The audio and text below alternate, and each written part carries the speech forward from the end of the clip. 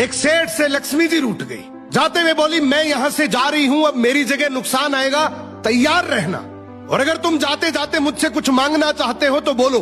सेठ बहुत समझदार था, बड़ी विनम्रता से बोला, माता नुकसान आ रहा है तो आने दीजिए, बस मुझे आप एक वरदान दीजिए कि मेरे परिवार में हमेशा सुख शांति बनी रहे।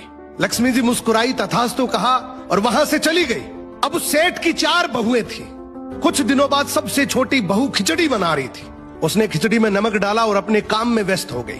तभी दूसरी बहू आई और उसने खिचड़ी को बिना चखे ही और नमक डाल दिया और वो भी अपने काम में व्यस्त हो गई। ऐसे एक एक करते तीसरी और चौथी बाकी की 2 बहुएं भी आई, उन्होंने भी खिचड़ी को बिना चखे ही उसमें नमक डाल दिया। अब रात को सबसे पहले सेठ खाना खाने बैठा।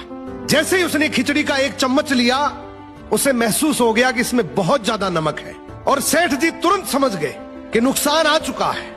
किसी से कुछ नहीं कहा, चुपचाप खिचड़ी खाई और चला गया। अब सेठ के बाद खाना खाने की बारी आई सबसे बड़े बेटे की। बेटे ने खिचड़ी का 1 निवाला लिया।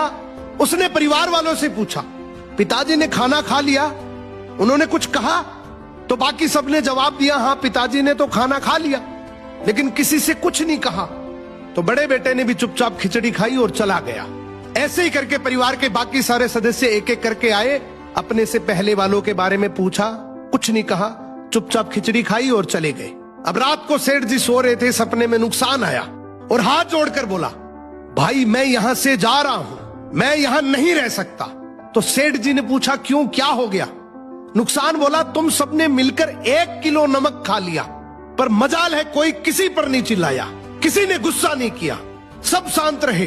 अब जिस परिवार में इतनी सुख शांति हो, आपस में इतना प्यार हो, वहां पर मैं नहीं रह सकता। निष्कर्ष कि जिंदगी है तो उतार चढ़ाव, दुख सुख, फायदा नुकसान सब चलता रहेगा, लेकिन जिस परिवार में आपस में लोगों में प्यार है, सुख शांति है, छोटे में आदर, बड़े में बड़प्पन है, उस परिवार का कोई नुकसान, कोई आपदा कुछ नहीं बिगाड़ सकती।